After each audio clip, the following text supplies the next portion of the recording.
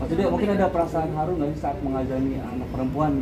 Nah, itu ya. Jadi waktu kan saya ikut ke ruang operasi, jadi sama Prof saya dikasih izin ya Prof, saya masuk ke ruang operasi, melihat semua prosesnya. Begitu tangisan pertama, itulah yang bukan mengazankan, justru yang saya mengharukan pada saat dia nangis pertama kali diangkat sama Prof Hamim. Ica langsung nangis gitu ya. Terus saya masih bayang itu masih Rendra Malik waktu lahiran. Dan harunya di situ sih saya. Terus melihat pertama kali dokter anak membersihkan, kemudian saya lihat wajahnya. Pertama yang ada di kepala saya, ini Rendra banget waktu pertama kali lahir, ya. Mukanya Rendra banget, tapi juga mirip saya masih kecil gitu. Jadi perpaduan itulah, itu satu keajaiban. Jadi Allah berikan sesuatu yang luar biasa lah. Tapi kalau buat saya mengharukan saat pertama kali dengar tangisan dia. Kemudian waktu diangkat, Prof yang angkat gitu ya, saya lihat Pak, ini anaknya udah lahir, wah itu udah nggak bisa nahan air mata. Saya lihat Ica juga udah nangis duluan ya. Jadi boleh saya gimana? Iya, jadi terharunya sama ya kalau pas lagi lahiran itu kan, karena kan kalau misalkan sesar itu ibunya kan nggak bisa melihat pas diangkat, jadi yang bisa melihat diangkat itu kan memang dokter dan juga pendampingnya gitu. Jadi pas dengar tangisan, karena itu yang bisa menandakan bahwa bayinya sehat atau enggak gitu kan. Jadi begitu kita dengar tangisan pertama itu langsung bersyukur banget, langsung alhamdulillah. Dan begitu dikonfirmasi bahwa perempuan ya Bu bayinya gitu ya, itu kita kayak wah ternyata benar gitu, 99% dan akhirnya menjadi 100. Dan bisa dikatakan sekarang itu udah ada teman ceweknya nih gitu kan, boneka cewek yang disebut dengan boneka itu seperti apa? Mungkin nanti Kak Dudi jangan kaget kalau tiba-tiba udah diikat rambutnya. Oh, kakak diikat rambutnya? Oh iya. Terus tiba-tiba bajunya kembar gitu kan. Karena kan biasanya kalau perempuan tuh lebih gemes ya sama sesuatu yang couple gitu kan. Jadi terus nanti kalau misalkan katanya kan anak perempuan itu lengket sama ayahnya. Jadi mungkin ayahnya juga harus siap buat tiba-tiba harus bisa ngiketin rambut anaknya. Gimana Kak Dudi?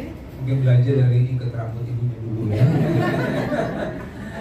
Tapi kalau Ica ini persiapannya sudah beberapa bulan sebelum dia lahiran. Jadi beberapa tiba-tiba paket datang ke rumah, ya. Apa nih kok baju-baju perempuan, anak-anak kecil ya, baju-baju bayi, perlengkapan kan. Nah, nyata Ica sudah menyiapkan itu dan memang kalau Ica bilang pernak-perniknya memang lucu-lucu gitu. Nanti saya mau harus belajar juga. Lagi untuk kakak-kakaknya yang tadi dua orang itu dia dikenalin terus responnya punya adik gitu.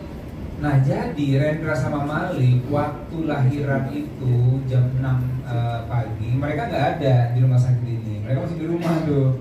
Mereka baru sampai jam 8. Mereka jam 10. Jam 10 ya? Soalnya tadi mau sebenarnya mereka tuh gini, kan kita datang ke rumah sakit hari Minggu tanggal 21.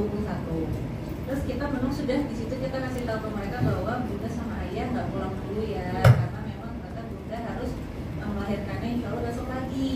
Mereka pengen sebenarnya ikut, cuma kita memutuskan untuk kayaknya daripada nanti rebutan, dan ini kan sebenarnya agak dadakan ya gitu. Jadi nggak apa-apa di rumah dulu biar mereka juga cukup istirahat. Nanti begitu baby ini sudah lahir, sudah masuk ke kamar, mereka bisa lihat dengan tenang gitu. Jadi akhirnya memang mereka datang itu nih tanggal 22 sekitar jam 10 pagi, masuk kamar langsung yang dicari udah Assalamualaikum babynya mana gitu.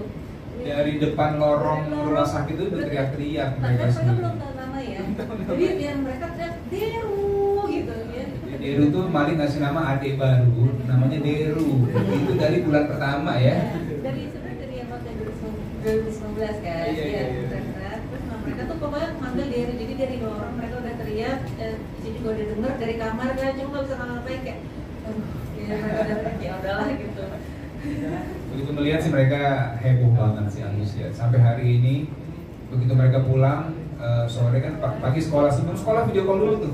Mana adik gitu. Jadi mereka semangat sekali.